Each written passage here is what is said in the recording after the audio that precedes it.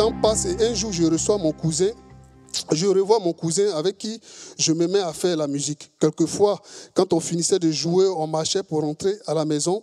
C'était pas par défaut de moyens, mais juste parler de nos rêves et ce à quoi on aspirait. Je me souviens, le sujet principal, c'était qu'on avait un ardent désir de rejouer à l'église parce que ce qui me maintenait à l'église, c'était de jouer pour le Seigneur. Donc, je voulais retourner à l'église pour jouer. Mais j'avais quitté le cocon familial. Je n'étais plus là et vous allez comprendre plus tard.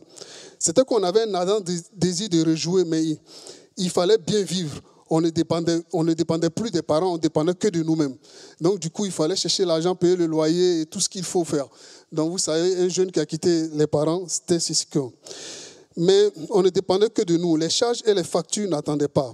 Un jour, mon cousin vient avec une nouvelle disant qu'il y a un pasteur qui a ouvert son ministère et qui cherche des musiciens pour jouer au sein de l'église. Notre réponse était directe. Non. Vous pouvez comprendre, non. Parce que pour nous, jouer, c'était avoir des sous pour payer le loyer, les factures, tout ça. Donc, aller jouer à l'église et puis on ne va pas te payer, non, ça ne marche pas. Oh, fils de pasteur, tu as grandi, normalement, tu dois servir à l'église gratuitement. Mais cette compréhension-là était partie. Non, ce n'était pas possible pour nous. Il fallait forcément jouer à l'église pour avoir de la thune. Excusez-moi.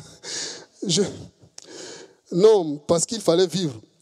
Il fallait payer les factures. Je sais que vous comprenez, c'est pour ça que j'ai dit. Ensuite, je dirais que le pasteur a eu de la sagesse pour nous attirer. Ou plutôt, c'était les voies de Dieu. Ouais, ça, je peux le dire. Parce que Dieu nous attire, nous, ces enfants de Dieu. Envers lui, il a tous les moyens qu'il faut pour nous attirer. On peut dire que le pasteur a eu la sagesse de nous attirer. Je ne sais pas comment il a fait, mais on s'est retrouvés dans l'église quand même. Mais aujourd'hui, je comprends que c'était les voies de Dieu. Ouais. C'était la voie de Dieu. Et là, a recommencé l'aventure avec l'église. Au fait, qui ne s'était jamais vraiment arrêté. Parce que étant choisi dans cette maison-là, en tant qu'enfant de Dieu, c'était... Je comprends que Dieu n'abandonne pas ses enfants. Il est toujours quelque part. Même si souvent on est mis à part, on se dit on n'est pas dans sa voie, mais il est toujours là. Il marche tout près de nous. Il ne nous abandonne pas. C'est nous, notre pensée qui... Dans notre tête, on pense qu'il est loin. Mais lui, il est là. Quand il t'a choisi, c'est fini. Et le temps a passé et j'ai repris la vie de prière. Parce que je suis né dans cette famille-là où la prière était à un certain niveau. On pouvait prier des jours. D'ailleurs, j'aimais bien les cellules de prière parce que chez moi, à la maison, il y avait une cellule de prière où j'étais très petit. Mais j'étais heureux de cette cellule de prière-là pour une seule chose. Parce que tous les tontons qui venaient à la cellule de prière, ils me filaient un jeton, des bonbons. Pour moi, cette cellule de prière-là, c'était vraiment quelque chose d'intéressant. Mais plus tard, j'ai compris pourquoi est-ce que j'étais toujours à la cellule de prière. C'est quelque chose que Dieu fait qu'on ne comprend pas, mais plus tard dans notre vie, on comprend ces choses-là. Alors, un soir, quelque chose d'inattendu va se produire pendant que j'étais en prière dans cette église-là. Et quand j'ai repris la vie de prière à l'église, c'était 7 heures de prière, 8 heures de prière, 6 heures. J'aime bien les longues prières. Pour moi, je sens la présence de Dieu dans ce genre de trucs. Donc, et j'aime bien prier à voix haute et on entend ma voix au bout de l'autre couloir. Moi, j'aime bien ça. Et parce que j'ai grandi dedans. Et ces longues prières, je les faisais. Quand j'ai repris la vie avec ce serviteur de Dieu, ces longues prières, je les faisais. Et alors que j'étais en prière, et cela faisait à peu près 4 heures à 5 heures du temps, j'ai senti quelque chose me frapper au niveau des genoux, comme pour me mettre par terre. J'ai senti quelque chose me frapper au niveau des genoux, comme pour me mettre face contre terre, et une nuée épaisse m'a couverte. Je ne sais pas exactement combien de temps j'ai fait dans cette nuée. J'avais perdu connaissance et la notion du temps. Mais je sentais des pas autour de moi. J'étais couché comme dans une nuée, quelque chose qui m'a enveloppé. Et dans cette nuée, je savais pas, je n'avais pas conscience, mais je sentais comme une présence autour de moi qui marchait dans cette nuée-là, où j'étais couché. Je ne sais pas combien de temps j'ai fait, combien d'heures j'ai fait, mais j'étais couché là. Quand je suis revenu en moi, sorti de cet état que je peux qualifier de mystérieux pour moi, j'ai réalisé que ce n'était pas juste une religion, une tradition ou des bonnes actions. C'était une relation vivante et réelle avec Jésus-Christ de Nazareth. C'est en ce moment que j'ai été converti.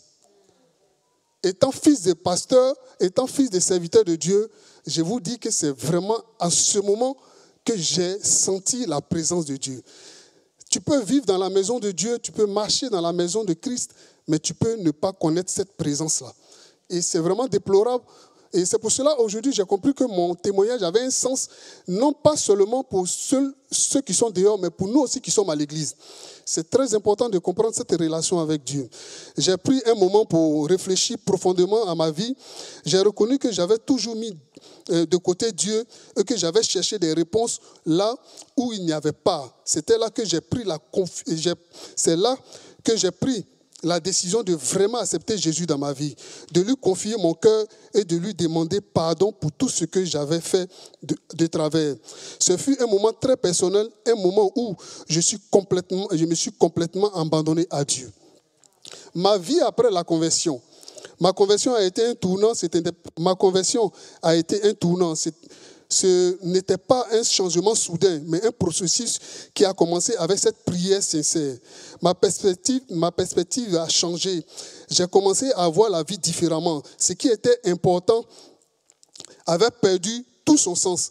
J'ai compris que ma vie avait un but plus grand, un but divin. Jésus m'a montré que l'amour, la paix, la joie et le pardon sont bien plus précieux que toutes les choses temporaires que je cherchais auparavant.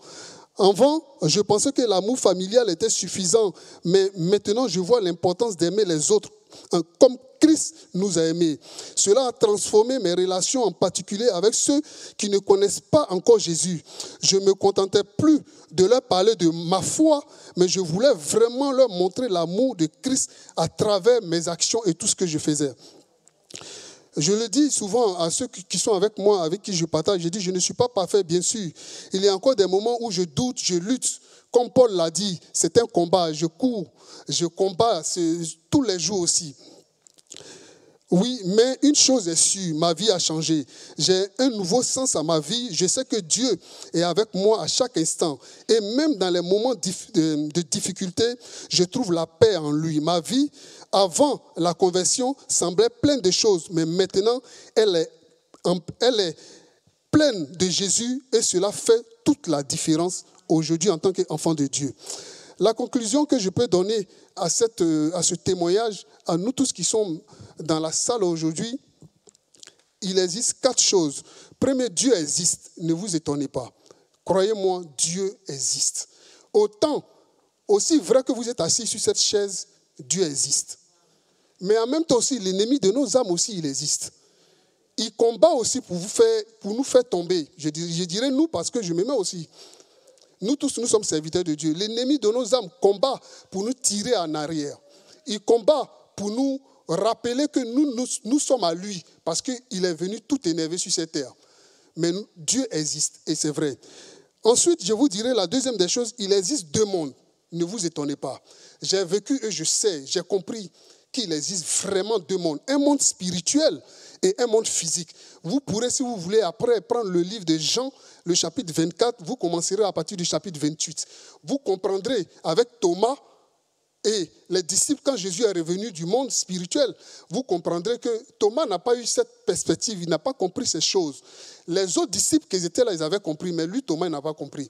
Parce qu'il n'a pas compris qu'il y avait un monde spirituel, un monde physique. C'est pour cela que Thomas, il a dit, laisse-moi mettre le doigt. Si je ne le touche pas, ça c'est du physique.